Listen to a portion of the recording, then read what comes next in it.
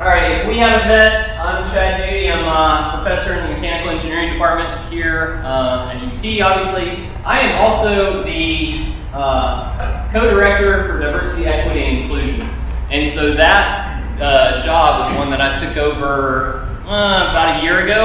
Yeah, about a year ago. Okay, so I got into that job not knowing anything about DEI or anything like that, so I just started reading, talking to people like crazy, trying to figure out what's going on. And so you guys are getting my summary of what I've learned in the last year, okay? So if I want to set that bar really low, okay? But hopefully you'll learn some stuff anyway, okay? The first thing I found out about DEI is it is a ridiculously highly politicized topic. It's polarized. People seem to do more shouting. I started going to the internet to try to learn something about this and quickly found out, oh my gosh, that people just yell at each other. So I didn't want that. I started reading some, they do name calling and reactionary policies and all that sort of stuff. So I just started reading articles and reading books and things like that, trying to get myself up to date on what's going on. So today what we're going to do is just take kind of a fresh, simple approach to what diversity, equity, inclusion is and try to answer some very basic questions, okay? And so those questions are, in terms of diversity, are people different? We'll just start there, okay? Then we'll go to equity and see, are there barriers based on those differences, if they exist?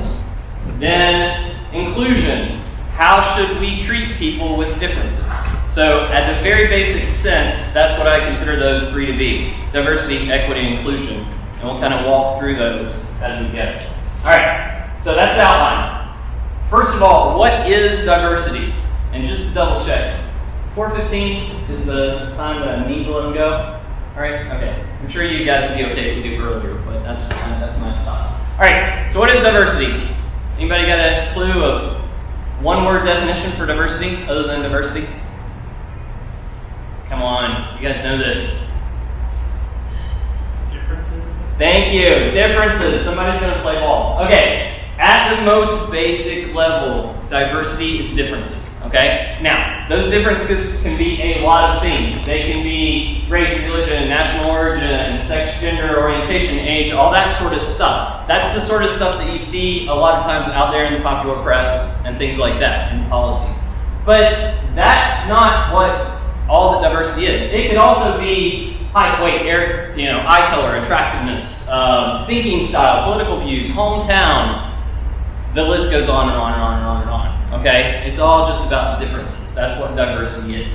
Okay? Now, diversity is everywhere. Even in this room, every single one of you is diverse in one way or another. It could be your capabilities, values, thoughts, perspectives, whatever. Motivations, beliefs, nutrition, hometown, whatever. If we just gave you each like 5 minutes to talk to everybody else in the room, you would find out that you stand alone. Okay? There's something about you that's different than everybody in this room. And this is a fairly homogeneous group. We're all graduate students in engineering. That's a fairly weird segment of the population in and of itself. So you guys stand out from everybody else outside this room immediately, but even within this room, we're all different, okay? If you want to pick a different one, just to go off of, you'll find differences there. So we're already a crazy diverse group, okay? If you look at various different categories, okay? Now, there is incredible beauty in diversity because we're all made up of incredibly different traits, beliefs, hometowns, blah, blah, blah, all those different things. It's an incredibly beautiful society that we have, okay? To give you an example of how diversity helps make things beautiful, this is a picture of Monet's garden at Gittern. You guys see that? Gorgeous, right? What's the problem? How many colors are there? Now, I know you guys are good at math. You can count to one, right? It's just one color. If we go to 2 colors, man, that's a whole lot better. We've added a little diversity, okay? Go to 5 colors. Okay, starting to look pretty good right now. About 20 and all the way up to 256, okay? That's the best image I can find, right? We could add more color. as you bring in diversity, you can get depths and colors, and you can get better appreciation for what the master is trying to portray there, right? So if you look around the world around us, it's not just a bunch of colors, it's infinite everything. Everybody's different in about a gazillion different ways. So there is diversity just everywhere in our society. And used correctly, it makes a beautiful world, okay? So the question is, if each person is unique, okay, if that's all of us and a bunch of unique individuals, what happens when we start collecting those individuals into buckets, or groups? Are those groups different? Okay, so let's look at that. Yeah, they typically are. The differences, so this is my proposition, the differences may be small or large, but it's almost impossible to find any two groups that differ in one respect that are identical in every other way. Mathematically, that's statistically impossible, right? It just doesn't happen. All right, if you don't believe me, let's talk about things that I do for a living. We run an engineering experiment, okay? By the way, I helped develop the big area additive manufacturing system. It's a huge freaking printer. With huge freaking printers, you print huge freaking things. So we printed a car, okay? That's what we did. If I run a simple experiment in my lab, and I say, you know what, as I'm extruding, what I'm going to do is increase the temperature. I turned one knob, one click. Okay, what does that do? Well, that's going to decrease the viscosity. When we decrease the viscosity, we're going to increase the flow rate. The flow rate increase is going to increase the shear rate. The viscosity is going to drop again with that. Those fibers are going to align with that increased shear, and the stiffness is going to increase as a function of those fiber alignments, and so on, and so on, and so on, and so on, and so on. I turned one knob, one click, and all that stuff happened. Okay? Now, do you think people are more or less complicated than our printer? A lot more complicated. Okay? So, we look at all those different traits, and these are just a few, right? You've got gazillions more. Alright? We can't just run experiments on people like I can on my printer. It's frowned upon in society in general. Okay? So, the best we can do is pick one of these things, right? Pick a trait, and sort people out by those traits, and then measure the differences. Okay? That's typically how we run these things. So, and then we can ask some questions based off of that. So what might that look like? Let's just pick one. Okay? Oh, sorry. Important thing to note, as scientists, we know that if we pick one and ask those questions, just because two things are correlated with each other does not mean that one causes the other. We already know that as engineers. It applies to the social sciences as well. Also, just because we picked one thing and looked at another thing, a gazillion other things are changing at the exact same time, just like my printing experiment, right? So, with those two things in mind, let's just pick one, right? Sex and gender. Let's sort people based on that and look at their economic bracket. And we can ask a question. This has been asked in various different articles. Do men make more than women? Okay, we could measure that and see that, right? We could do other things. Age, eye color. Does eye color change with age or generationally? I don't know. Let's sort people out and measure it and see if it does. Are introverts better cooks? I don't know. Right? You can ask these questions by just sorting people out and measuring the differences. Does left hand, right hand dominance depend on where you live? And some of these just seem like stupid questions. Well, why would you ever ask that? I don't know. Because you're interested, right? It turns out that actually does have a pretty significant impact. If you're up in the Northeast, you have a substantially higher chance of being left-handed than if you live in Wyoming. Who knew? Again, there's an infinite number of variables and questions that we could ask because diversity is freaking everywhere. But recall, correlation doesn't mean causation. Just because I live in Maine doesn't mean I'm going to be left-handed. That just would be silly to think otherwise. And these effects are often very complex. People are really, really complex. We're not simple at all. So we can't just turn one knob and expect one difference, right, all the time. That just doesn't happen, right? So, with that in mind, we can get closer to answering this question, are people groups different? Well, if we think about it, and we group people into groups, is it reasonable for us to sort the population by one variable, you just pick one, and expect all the other variables to hold constant? I would say no. That seems unreasonable. I would say groups are different in some way or another. Counterpoint.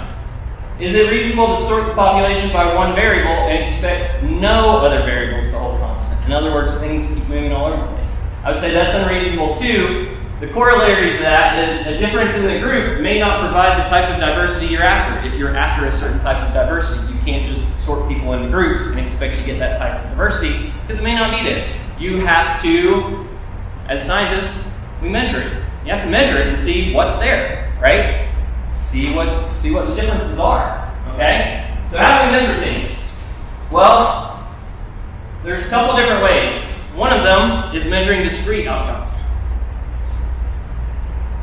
This is like measuring heads or tails when you're flipping a coin, all right? That's a little boring. Most of the time what we do is continuous outcomes. Things fall on a spectrum, okay? Because people are complex and we don't fall into nice neat categories most of the time. So we'll look at the spectrum of outcomes.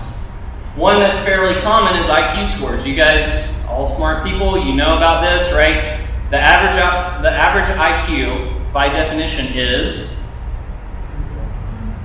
100, okay? If you didn't know that, the average IQ, by definition, is 100. They have it set up such that the average falls right on 100, and one standard deviation is 15 points on either side of that. 2 standard deviations is 30, okay? This is a review for folks who have done statistics before, right? But if you look at the bell curve there, you've got the average there, and then 68% of the population fall within 1 standard deviation, okay? If you go out 2 standard deviations, now you capture about 95% of the population, and you're flat out almost at 100, 99.7 if you go out 3 standard deviations, okay? So as we're picking our groups and we're measuring differences, we would say that the people that fall in this middle 68 are kind of the average performers. And then for IQ, your high performers are this top 16, the poor performers would be the bottom 16. Okay? That's just how it's set up, right? Now, if we look at a population of traits X, and by the way, this over here on the right-hand side is not always more better, okay? If you're looking at intelligence, sure, it's great to be over here on the higher intelligence side, but if you're looking at something like heart disease, it's much better to be on the left-hand side, okay? So, just heads up. All right, so if that's our population of just trait X, I don't know what it is, pick one, right? And we have 2 groups that make up that population, and let's say they're equally split among our population, right? If we have 2 groups that differ, their averages differ by 1 standard deviation, so that'd be 15 points in IQ, but whatever it may be, right? There's a lot of overlap there, right? Say, man, you look at those populations and there's a fair amount of overlap, and that's true. It's about 45% if they differ by 1, if their means differ by 1 standard deviation. They're off by about 45%, okay? This has been studied, it's just statistics, it's math, right? If you've got less difference than about 0.8 of a standard deviation, your populations are more the same than they are different. If your means differ by more than 0.8 of a standard deviation, then you've got your populations are more different than they're the same. Okay, that's just math of a normal distribution. Okay, so there's a lot of overlap there, but there's also a lot of difference. The average person in Group B is to the left of 85% of the people in Group A. So the average person in Group B, far, far different than most people in Group A. Okay? That's just bell curve statistics, all right? The real differences, if you look at the tails, like that's looking at the bulk in the center, the real differences happen at the tails. And that's where a lot of the differences in our society kind of show up, and we'll take a look at that in a minute. If you look at something that's easy to measure, we can just look at height measurements of men and women. And yeah, they kind of look like a bell curve. The comment on this is that within group variations and between group overlap are significant, and that is true. All right, if we try to represent these as a bell curve, those are the means. Women at 5'3", men at 5'9", and they're both around 3.5, 4-inch standard deviation. So these 2 populations differ by about 1.5 standard deviations, and they have therefore about a 30% overlap. So by far, these 2 groups are more different than they are alike, but there is some spread there. But with such a difference in their means, that means that the average man, right at the center cut, is taller than 93% of the women. That's a big difference, right, at the tails. Likewise, a woman that's really tall, plus 2 standard deviations, is taller than 98% of the women and about 65% of the men. right? That's just how statistics work when we measure these differences, okay? Now, if we look at differences between groups, now we start asking maybe the more sensitive question, are these differences advantages? Well, yeah, absolutely. That's why tall people are really good at basketball, short people really good jockeys, smart people really do well in college, faster people win more races. This is kind of obvious statements to make, right? The point is, by definition, if there's a relevant difference between groups, then that is an advantage or a disadvantage. That's just by definition, okay? So, remember though, we're talking about statistics, not people, okay? So, for example, they're not laws. If you're 7'7", you may be absolutely horrible at basketball. I've met those people, okay? Counterpoint, if you're 5'3", you might be an amazing basketball player. I don't know if you guys watch Muggsy Bogues play, but he was outstanding. Amazing to watch, okay? So the point to keep in mind is when we're talking about statistics like this, we're talking about groups, not individuals. Just because you are an outlier doesn't mean that those comments or those statistical observations are about you specifically. Groups versus people, right? Okay. And height isn't everything. People are really complex because Muggsy Bogues, if it was all about height, probably wouldn't be playing in the NBA. But he had just mad talent, so he did. Okay? Now, then, if some groups are different, right? Can we say some groups are better? Ooh, now we're getting a little more touchy, right? But by definition, if groups are different, if they're diverse groups, and that difference is relevant to the outcome, then by definition, one group is better than the other group at that thing. Okay? For example, if we look at people running 5Ks, and we take the average speed of people running 5Ks in their 20s, 40s, and 60s. Well, shocker among shocker, right? The people in their 20s ran faster, 6.2. The people in the 40s were at 5.7, and the people in their 60s were running at 4.4. Okay? Not shocking, but statistics just say the average runner in their 20s is faster than 90% of the people in their 60s. I don't think anybody in this room would really be shocked by that. Okay? Based on that data, again, shocker, older people are slower. On average, I'm slower than all the people in this room. Okay? And I'm less likely to win a race. Fair, statistically. So the conclusion from that is younger people are better at foot races. Okay? So younger people are better. And there's something probably in your head going, you can't say that. You can't say certain groups are better. Well, let's look at it. Is that ageist, right? That would be the term. Is that ageist to say that? I would say no, because it's just summarizing the data that we can measure. It's not based on some unfounded belief, right? It's just saying, this is what the data says. Older people run slower. Yeah, okay. Now, remember too, it's referring to a specific trait or outcome. Younger people are better at foot races. We're not saying younger people are better human beings. That would be silly. All humans have the same value, okay? We're saying, all people have equal value, even if some may be better at certain things. We're not saying that younger people are better human beings, or that certain people are better human beings. We're saying, very simply, younger people are better at foot races. Okay. Also, recall, we're comparing groups, so the differences that we're talking about are general. Some old people are faster than some young people. I don't know if I can outrun any of you in this room, but maybe. Who knows? I don't know. Right? I might just get a burst of adrenaline and get going, right? So you never know. But the question then is, how do we misinterpret this? How have I've seen this misinterpreted in society a little bit. So if you sort people into groups and measure their traits, like you just took a bunch of people, sorted them out by whatever thing you picked, and you measure their traits, and let's just say there's differences in running speed and strength that we just measured between these. But folks can take that concept that I agree with, by the way, no group is better than any other group in general, totally 100% agree, and apply that to the buckets and say, you know what, we're going to apply that concept universally and kind of wipe over the differences that we measured in the buckets and say, just by fiat, the only difference in the bucket is the bucket you're in. There's no other difference than the bucket that you're in. All the other differences go away. And I'm not sure that that's true, right? If we look at, take this a step further, the claim there then is every subgroup is identical in every other way. So no matter how you divide them up, every group or every bucket is going to have the identical talent, motivation, support, values, beliefs, preferences, thoughts. Just keep on going down that list. They're all the same. Your only difference was the bucket you're in. Okay? If that is your premise, then the conclusion that you make from that is, given equal opportunity, every group, every bucket will pursue every task in equal amounts and have similar success at them. I don't know that I agree with that, right? Because this would go to saying old people are just as good as young people, totally agree with that, and should win just as many foot races.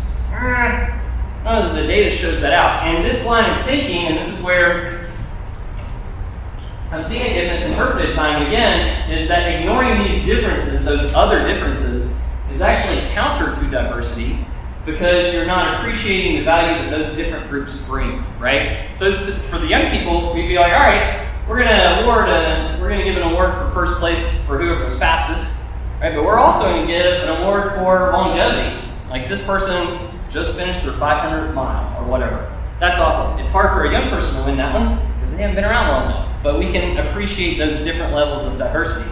To give you another example of that, let's look at our UT football team. It's doing very well, by the way. Love it, right? But you look at a football team. You've got the big guys up front, they're big and strong, right? You've got the tight end, he's fast, he's got really good hands.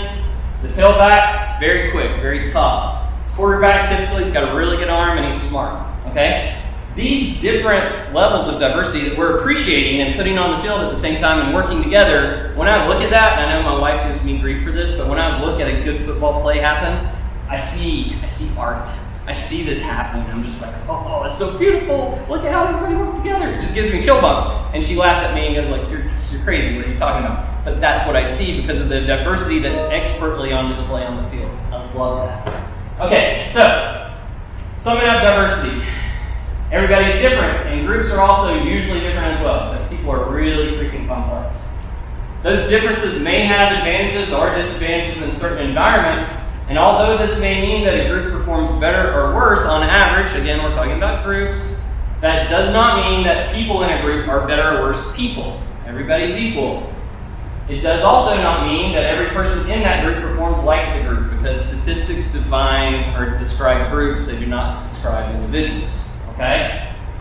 And those differences can be beautiful when they're appreciated and utilized properly, like players on a football team, like artwork on a painting, that sort of thing. So, you guys get the main points on diversity? Okay, so, first answer to the simple question is, are people different? And the answer is, yep, both individually and typically on average. Okay? So let's go to the next question. Are there barriers, since people are different and people groups are different, are there barriers based on those differences? Okay?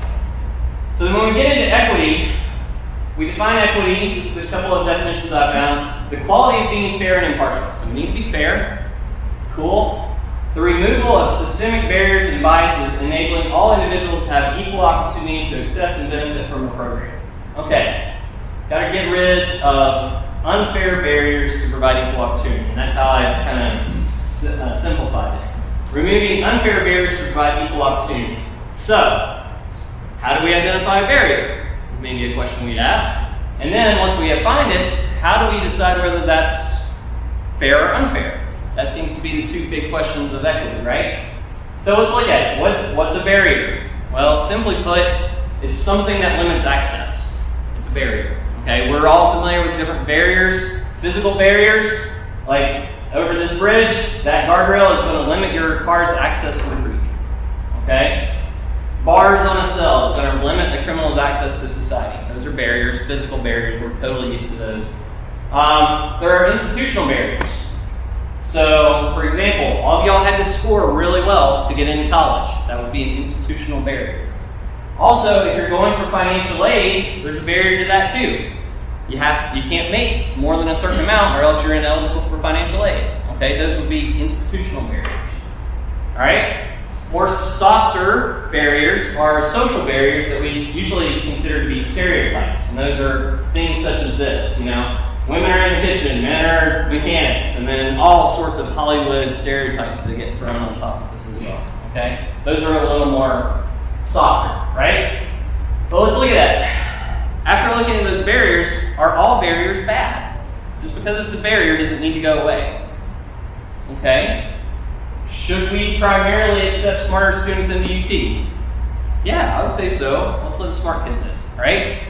Should we recruit wide receivers that can run and catch better than most? Yeah, I'd say those are the ones we want to recruit. Okay? Should your doctor have a medical degree? You ever notice that's the one profession where they have the degree sitting right there in the office while you're waiting on them? It's almost like they need to prove that they get to tell you stuff. It's kind of interesting.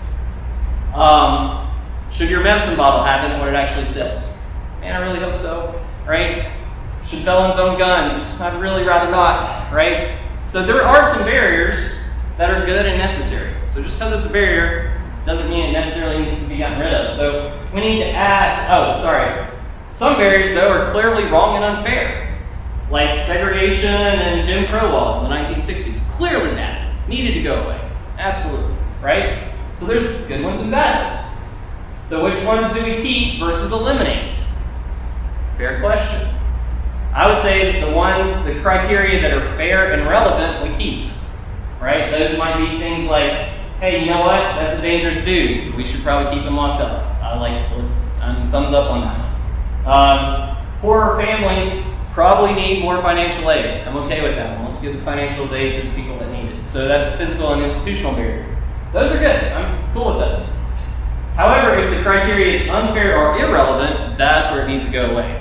Right? If we say skin color limits access to education, clearly bad, totally unfair, it needs to go away. If we were to hypothetically say, hey, your gender really determines how much you're going to spend on your hamburger, I'd say that one's unfair. That needs to go away. So, right, we would look at those and say, either not relevant, unfair, that's a bad barrier, it needs to go away. All right, so let's say for engineering students, because that's the world we know, let's say there's this metric for engineering students that follows a normal distribution, and we'll call it a success potential, among graduating high school seniors. And this could be made up of a ton of stuff. Right? It could be your computer skills, your creativity. Did you have access to a good guidance counselor? Did you have access to resources? It could be your quality of your high school.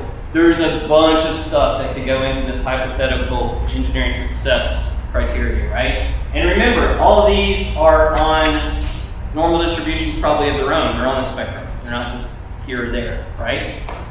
So if we lump all those together and we say, all right, we've got this population that follows a normal curve for engineering success. And let's say, and I looked this up, in 2019, there were 145,000 engineering degrees awarded. That seems like a lot, right? Now, that same year, there were about 3.8 million 22-year-olds in the United States, those that would have graduated high school at 18 and taken 4 years to graduate. Let's just say on average that happened, okay? That means that about 3.8% of those high school seniors went to college and got a degree. So it's about 3.8%, okay? If we're looking at this normal distribution of those high school seniors, where do you think that 3.8% would have logically come from? Well, if more success is to the right and potential, you would expect it to come from there, right? So, if we look at our two populations again, that are separated by one standard deviation, and we say, you know what, we're going to take that, well, yeah, there's a big overlap at the center, we've already covered that, but that big difference at the tails is what's going to show up here, because we're taking that 3.8% from the tails. So if we take 7% from the gray and 0.66 from the green, then that means that 91% of our engineering students, based on that normal distribution and offset by one standard deviation, that means that 91% of the engineering students come from Group A, even though they just differ in their means by one standard deviation, meaning that they have about a 30-some% overlap. That's a big difference. You might say, well, populations don't differ by that much. Let's say that we had now 3 populations that just differed by half a standard deviation. Okay, well, what does that 3.8% look like now? All right? You get about 8% from Group A, 2.8 from Group B, and 0.8 from Group C, and that gives you also a fairly slanted population, 70, 24, and 7. So, just based on this math, right, those those differences in these groups, if there are differences in that group, we don't know that there are, we've got to measure those, right? But if there are differences in that group, those differences then drive those differences between the two different populations. And I mean, that's just straight up math, right? But it's looking at, are the admission criteria reasonable and relevant? If we could measure this accurately, I would say, yeah, that's probably pretty relevant to have to take your top performers to get into school and graduate school and that sort of thing. Okay, so what if there is an institutional barrier? What if we said, you know what, I don't like that 70% of Group A gets in there, I'm not going to let them in, right? I just don't want Group A getting in there. Well then, it would fall to 8.5% of Group B and 3% of Group C, and then you're looking at a distribution that looks like that, right? Now, is that fair and relevant? Well, man, you just threw out an entire group. That doesn't seem fair, right? So we would point to that as a barrier and say, no, you can't just outlaw an entire group for no reason whatsoever. We got to have those in there, right? Now, this is where I've seen inequity getting misinterpreted quite a bit. If we interpret it correctly, what we talked about earlier was removing unfair barriers to provide equal opportunity. That was the definition we talked about earlier. So if you're looking at a race, and you've got two participants in it, and one of them has a lot more barriers there, that's not an equal opportunity, that's not a level playing field. We need to get rid of those, and that would be equity. Removing barriers to provide equal opportunity. Good deal. All right? Now, even under that system, the rabbit's still going to win most of the time. Let's say that he's younger versus older, or I don't care what, whatever it is. He's faster, he's going to win most of the time. But that's still an equal opportunity race, even though the rabbit wins all the time. That's good. All the unfair barriers were taken away. Now, where this gets misinterpreted is where we want to manipulate the criteria to make sure we have equal outcomes. And that's where you say, you know what, Mr. Turtle's slower than Mr. Rabbit, so we're going to make that barrier a lot smaller for him and get him a head start so that Mr. Turtle wins half the time than Mr. Rabbit. And people coming to watch this race would be like, that's not an equal race. That's not fair. And that's not what UT does, right? UT's policy is we do not lower the bar. We want to level the playing field. UT is promoting this level of correct interpretation of equity up there, not the one where we just manipulate the knobs to make sure that we get a certain outcome, okay? Now the dangers with this, if we manipulate the criteria and we say, you know what, I don't want as much Group A or B. Now we already talked about it, we just say no Group A, that's not allowed. But what if we back off on that just a little bit and say, I don't want as much Group A and I don't want as much Group B? Well, people would still bristle at that, but what I see it cited a lot of times, it's more commonly stated as we want more Group C because they're underrepresented. Well, that's saying the exact same thing, okay? And more likely what we're doing is we're saying, you know what, each one of those is a third of the population and we want our outcome to match. So we want it to be a third, a third, a third, which in order to get that, you got to get 3.8 from each population and drive it that way. Okay, that's the lowering of the bar that UT doesn't want to do. Okay? So the admission criteria isn't reasonable or relevant because it's not based on that, and that would be what we would call is not fair. If we go back to one of my favorite examples of a football team, and we said, you know what, looking out there, that's not equally represented. There's not enough old people out there. We need more old people on the football team. Okay? Because they're all 20-something-year-olds. Why? Well, because they're underrepresented. Okay, but do they have any relevant skills or traits that would help the team? Do they have relevance, right? Well, no. They're typically, weaker, slower, and more fragile, but they have a lot of life experiences that can really help out the team in terms of wisdom. Okay, well, sounds like they'd make a terrible player. Probably true. You don't see a lot of 40-somethings out there playing football. But they'd make a really good coach. Well, no, there's already too many old guys coaching. We need more younger guys. And then the simple response, why? And you just repeat that same conversation, okay? We need to be looking at fair and relevant criteria in this, right? The problems with manipulating the criteria, if we turn the knobs to try to get the same outcome, this creates a lot of problems. The not least of which is it's illegal for most groups that we think about in that first list. If you look at the UT Equal Opportunity Statement and all the different federal regulations, they say we cannot give any preference for race, color, national origin, religion, sex, pregnancy, marital status, all those other ones. If you look at that, if you give any preference for that in your admissions criteria or your access to certain educational activities or things like that, that's blatantly illegal. Absolutely.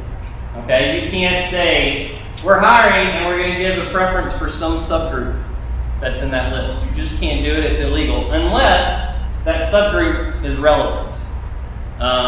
Example of that. If you were making a movie with Jackie Robinson as it would be relevant to have a black person play Jackie Robinson because he was the first black baseball player, right? So that would be a relevant way that you could differ on that, and that would be totally fine. Otherwise, it's illegal if it's not relevant. Okay, does that make sense?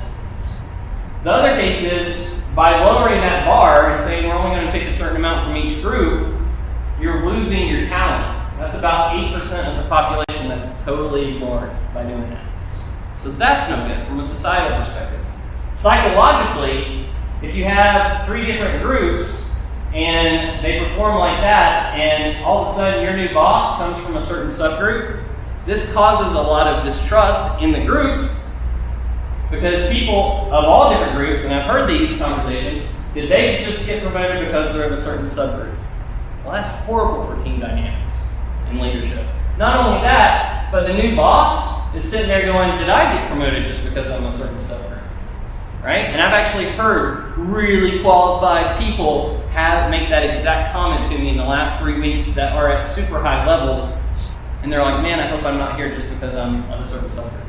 I'm like, how horrible is that? And because I know them, and they are exquisitely qualified for that position and doing it well. But the fact that that's in their head is a problem, right? So that's what happens when we start manipulating those knobs. So how do we identify those barriers? If we say, you know what, the fact that these don't equal, doesn't that mean that there's an institutional or societal barrier? Doesn't that mean that? Maybe, but maybe not. I don't know. You have to go and look and see if there's a barrier there, right? For example, if you look at the federal incarceration rates, if I told you, and this is true, a minority population is imprisoned at a rate 14 times higher than that of the majority population, would you look at just that one statistic and say, man, that's the sign of an unfair legal system? Well, maybe not. All right? That in and of itself doesn't mean that. By the way, this may not be the groups that you're thinking of. Does anybody have an idea of what those 2 groups are? Men and women. Bingo. Men are incarcerated at a rate 14 times higher than women. And you might be going, oh, wait a minute, you said minority. Well, shocker, if you look at the gender spread across the United States, men are in the slight minority. Okay? But does this difference necessarily mean that there's an institutional or social barrier associated with that? Should we be incarcerating more women? I don't plan on starting up that movement anytime soon. I don't think that's right. Okay? But do we look at it and say, are men actually committing more crimes? Maybe. Let's look at the data, right? Note that we're only talking about 0.12% of the population. Okay? So if we just look at one category, one of those buckets, or one of those barriers, and we say, are men actually more aggressive? And we're talking about physically, like direct aggression, physical and verbal.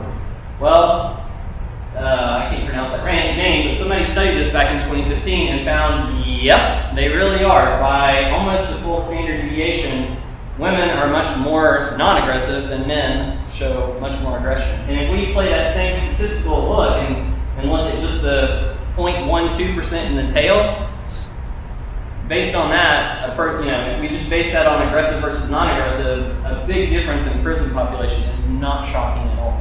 Just based on that one. Now we're only looking at one variable. There's more involved, but man, that one's pretty telling. Okay?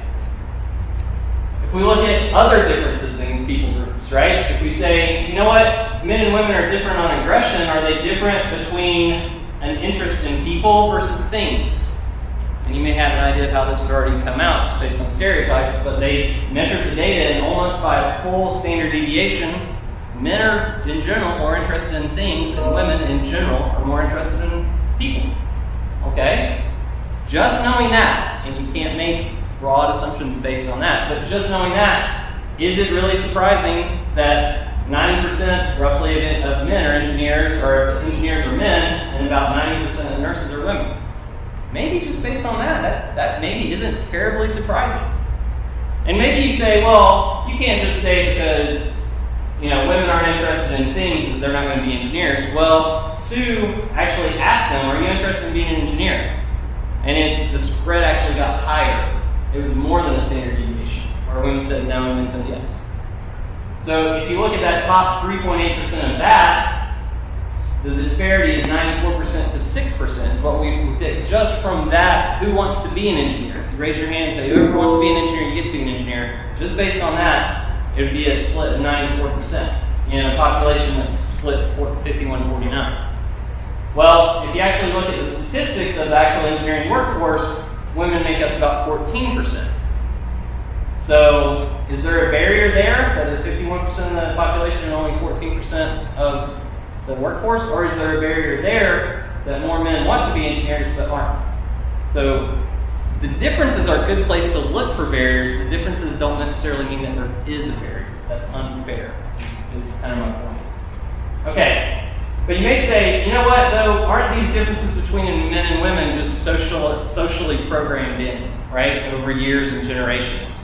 Well, maybe not. Let's look at that. People actually study this. So, as society advances, as we become more egalitarian, that's a new word for me, maybe it is for you. Egalitarian is relating to or believing in the principle that all people are equal and deserve equal rights and opportunities. Good. Okay. As societies become more egalitarian, would we expect group differences to increase or decrease, do you think? Oh, let's measure it. Well, they did. So they did a study across 55 different cultures, did a meta-analysis of personality differences, and found out that more prosperous and egalitarian societies, they found that the personality profiles of men and women became decidedly less similar. Those two curves parted more, the more egalitarian or equal the societies became. Which is fascinating. They found this as an incredible paradox, and I do too. It's not what you would expect. That's why you measure and look at the data, right? This is the data from that study that as they become increasingly egalitarian, and these are different societies across the world, and you can say, well, one should be down 2 more spots or up 2 more spots or something like that. But you can see that the differences in personalities diverge as you become more and more egalitarian, which was fascinating to me and to the authors of the study. Well, does this have any impact on STEM careers? Well, Stoet and Geary in 2018, they did a similar study, international study, and they found that a major contextual factor that appears to influence women's engagement in STEM education and occupations, we found that countries with high levels of gender equality have some of the largest STEM gaps in secondary and tertiary education. In other words, the more egalitarian these societies become, the less women seem to want to go into STEM fields, which was an absolute paradox. They call it a paradox because the more gender equal countries are those that give girls and women more educational empowerment opportunities. And if you read this, it's a fascinating study. They have some theories as to why that is, and you may believe or disbelieve those, but that's what the data seems to say, which is kind of interesting, right? So the conclusion might be that those differences in personality and career interests seem to increase as societies become more egalitarian or with less barriers. So when we start looking at our society, what do we do? If that's true, that's what the study claims, right? If that's true, what do we do? Well, I don't say that we should stop progressing as a society. That would be silly, right? We continue to look for barriers, and where there is a disparity, that's a really good place to look for barriers. But that is not definitionally true that there is an unfair barrier there. When we see a disparity like that, look for barriers and see if there is an unfair barrier. If there is, great, let's get rid of it. If there isn't, maybe that's okay. It's possible that that differences won't disappear when the barriers are removed. That's what those studies found. That when we remove barriers, the differences actually got more diverse. Okay? So unsurprisingly, more freedom to make choices can lead to increasing differences. Diversity. Yay, diversity. Interesting, right? Okay, so are there barriers based on those differences? If people are different, do we have barriers based on those? Yep. Some of those barriers are unfair and should be removed. Some of them are fair and should remain. That's what I think. All right, let's look at inclusion. How do we treat, if people are different, how do we treat people with those differences? Okay? This is what inclusion is all about.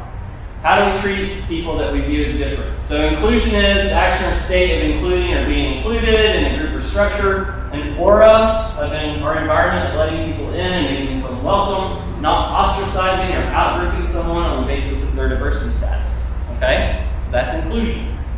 Now, when this goes poorly, when we reject differences, we see somebody with a difference and we say, no. So when we're confronted with someone that's different, is our first response to reject or devalue them. So let's say that we're a bunch of little ducks that have a swim club, okay? And another duck comes along and says, hey guys, I want to swim. Can I join?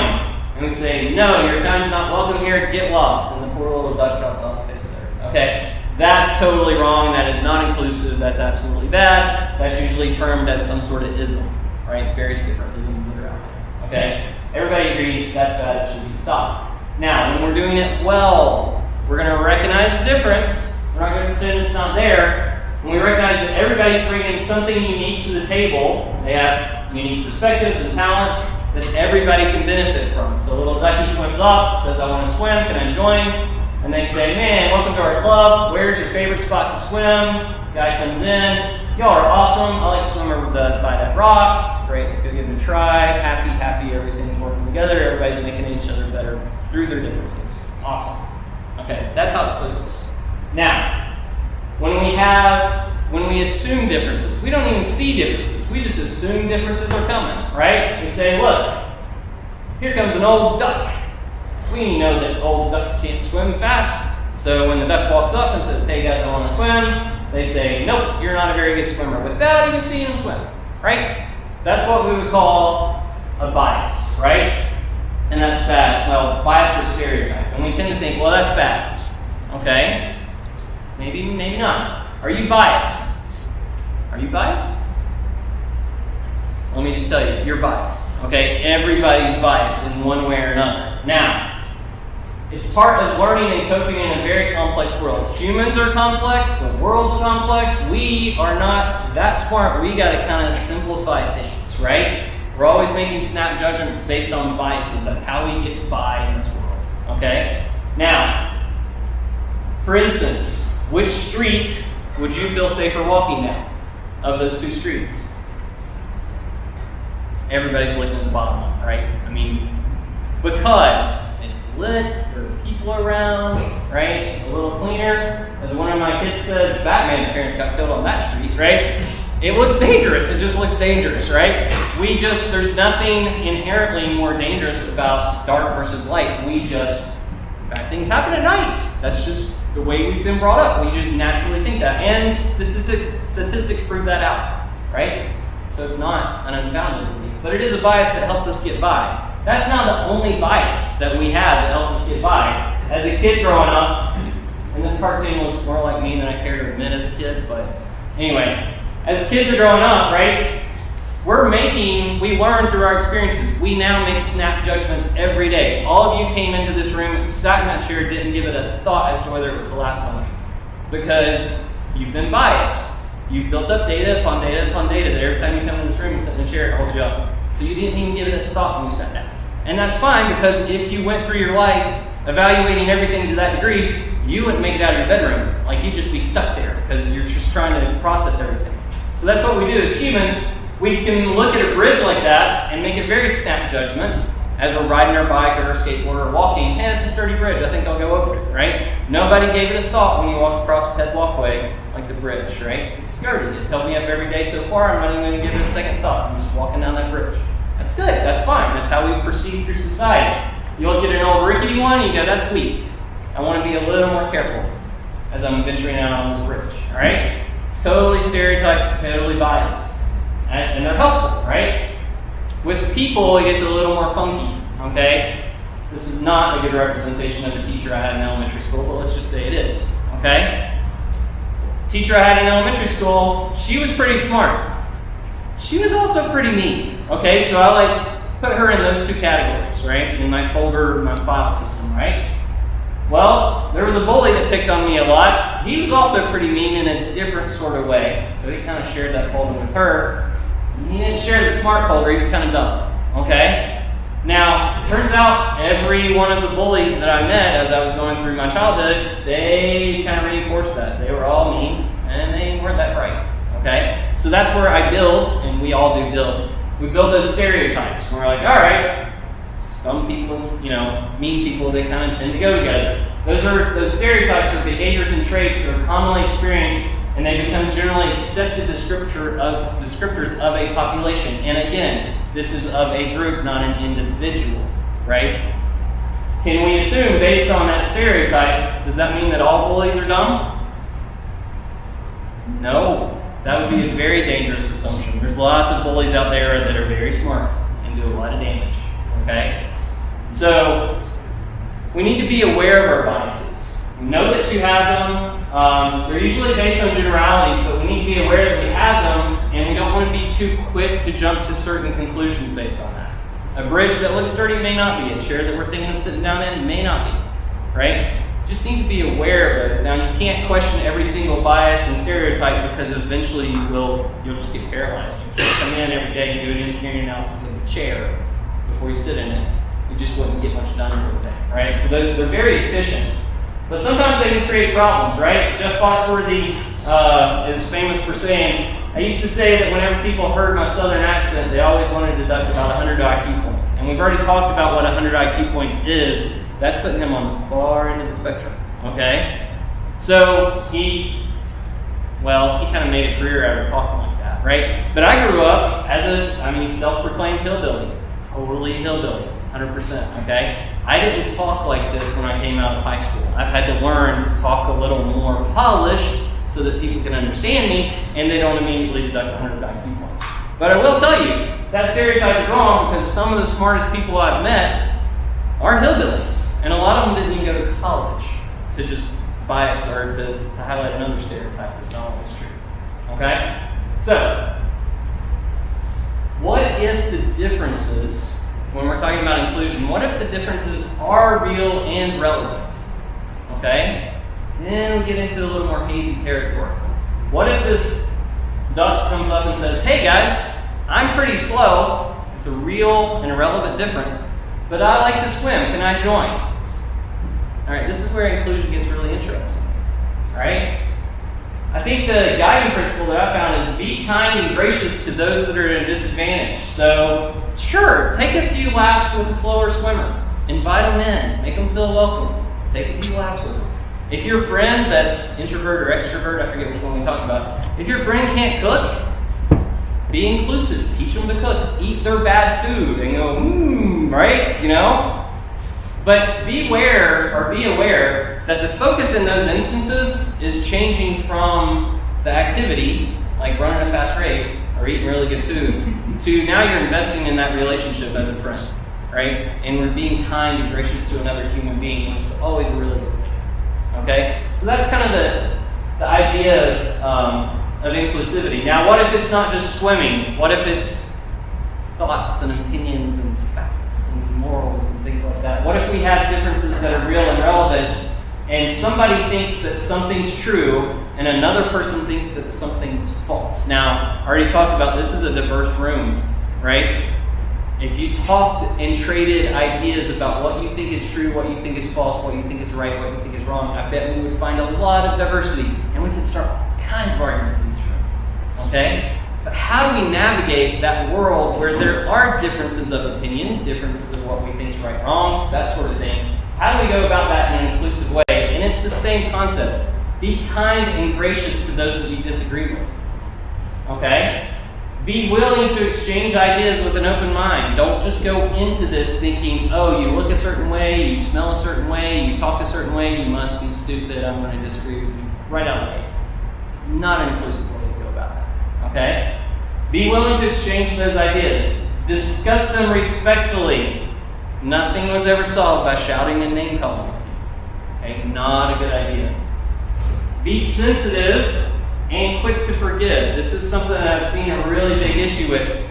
Offensive, if you're discussing something legitimate, it is almost impossible to have a meaningful conversation about things you disagree with without the potential of being offended, right? Don't be so quick to get offended. Be gracious, right? Be kind, be forgiving. Discuss things with an open mind, right? If somebody said statement A is false, and this next person says, "How dare you, I'm offended," conversation just stopped. Exchange of ideas just stopped. That's not inclusive at all. That's just a good way to put up a barrier, and those unfair barriers are what we're trying to get rid of, right? So keep an open mind. In order to have meaningful conversations that include a diversity of thought, disagreements, we need to be mature, kind, and respectful. Okay, so instead of somebody saying something that you disagree with, and if you're having trouble imagining that, think of the thing that you just think is absolutely right and true, and then having someone come up and say that's false. How are you going to respond to that person? Right? Hopefully, it's with kindness and graciousness. Say, you know what? You don't have to agree with them, by the way. You don't have to say, "Oh, I totally agree with you, you're great," right? That's not inclusivity. What inclusivity is saying, you know what? That's an interesting perspective. I disagree with it, but I'd love to discuss it further with you. That's welcoming, that's inclusive. That's not just putting up a bar and saying, "I'm offended," right? Okay, this is the topic of Chancellor Plowman's September monthly message. She said, civil discourse was the topic. Civil discourse and intellectual curiosity is part of what makes a volunteer, and it's the kind of leadership our country really needs now more than ever. Restoring civility doesn't mean shying away from tough conversations, and it doesn't mean you'll always agree. It's okay to disagree with people, as long as we do it with civil, we have a civil discourse, right?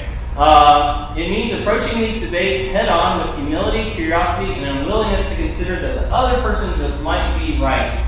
And that's a podcast that Governor Bredesen and Bill Haslam started together, and they disagree on a few things, but the title of the podcast is, "You Might Be Right." So the next time you're having a conversation and you feel like you've been offended, maybe start with the concept, you might be right, and see where it goes, right? That's what we're at college for, is to have those open exchange of ideas and to kind of push on each other a little bit, right? Cancel culture is something that probably gets a bad name, but that is the absolute opposite of inclusion. That's the epitome of intolerance. It's extreme ostracism, vengeance based on someone did or said something that you consider to be socially unacceptable. So if somebody says something that you disagree with, like, it is the absolute opposite of inclusion to say, "You can't say that, I'm going to see to it you get fired," or take some vengeful act on it, or cancel them something. I don't even know how to, I'm not on social media enough to know how to cancel somebody, but that's a big deal, evidently. That's the absolute opposite of inclusion. All right. How inclusion can be misinterpreted. How people can say, "Oh, this is inclusion, and this is what this is," and how it sometimes gets misinterpreted. Everyone has the right to be anywhere they want, wherever they want. That sometimes gets misconstrued as inclusion. So if Duck comes up and says, "Swimming's stupid, I prefer to walk," and they say, "Well, you know what? You're probably not a good fit for this club then." And the Duck says, "Nope, you have to include me, scoot over." That's not really good. And that's forcing our way into a group that is not a good fit. Maybe that's not included. When we know this intuitively. I mean, there's all kinds of places we can't go. Just try to step behind the line of TSA next time you're in the airport. They will very quickly let you know that you do not belong there. And there are good reasons for it. Okay? If you saw somebody parking in a reserved parking spot that was for the handicapped or the pregnant people or whatever, and you see them get out and just kind of jog into the store, you're thinking, you're where you're not, you shouldn't be there. That's reserved for certain people, right? Because it's a fair and relevant barrier, right? It should be there. That's good. Okay? So the question then is it okay to have a group, club, organization with certain interest police activities if they have fair and relevant barriers to entry? Okay? Is that okay? Are we allowed to have clubs and groups that think certain things and have certain barriers for entry? Well, say yeah if those barriers are fair and relevant. I can't just go onto the football team. As much as I want to walk down there and take a snap, say, Hendon, get out of my way, I'm taking a snap, right? I can't do that, right? And that's fair and relevant. I totally agree with that. Not everybody gets in the National Honor Society. That's why it gets to be a thing that people respect and admire, because not everybody gets in, right? That exclusivity in that case, because it's fair and relevant, totally good. Okay? One other way that it can be misinterpreted. We should treat the concept is we should treat everyone exactly the same. And I've seen this several different places. We treat everybody the same way and there's no exception. I agree with that in general. But there is some discernment that's necessary. It's really hard to make that blanket statement because you will very quickly find that you violate it yourself. Okay? Should you treat your doctor exactly the same way as you treat your waitress when they say, how you doing? You probably don't. You probably shouldn't. Your waitress doesn't want to know that information. Okay? Your doctor needs to. There is some discernment there. Should you treat a neighbor bringing over some food to your front door the same as a burglar trying to break through your front door? Probably not. There's some discernment and wisdom there. Should you treat your spouse the same way that you treat your coworker? You really shouldn't. That'll get you into some deep, deep trouble. Okay? So, this concept of we should treat everyone exactly the same sounds good until you get down to where it actually comes into play. So, be careful of those sort of things. So, what is the proper attitude of inclusion that I've found? We can treat people differently. That's okay, because they're different. My spouse and my coworker are totally different people. It's okay and expected that I treat them differently. But I should treat everyone with a default setting of welcoming, understanding, and respect. And respect is a really big one, right? I can disagree with you totally. I can respect you while I disagree with you. Okay? There's a good advice written in a really old book that I read a lot. It says, treat others the way you'd like to be treated. That's pretty good advice, right? I want to be treated with respect. You want to be treated with respect. Let's do that. Okay? That's a really good way of summarizing that inclusivity. All right, so got down to our last question. How should we treat people with differences? I would say have a default setting of welcoming, a default attitude of welcoming. Be willing to discuss differing views while extending grace, forgiveness, and respect. Don't be so quick to get offended. Don't be so quick to shut down and cancel and say all this. Open up your mind, have a very civil discourse. That's what Chancellor Plowman is encouraging us to do.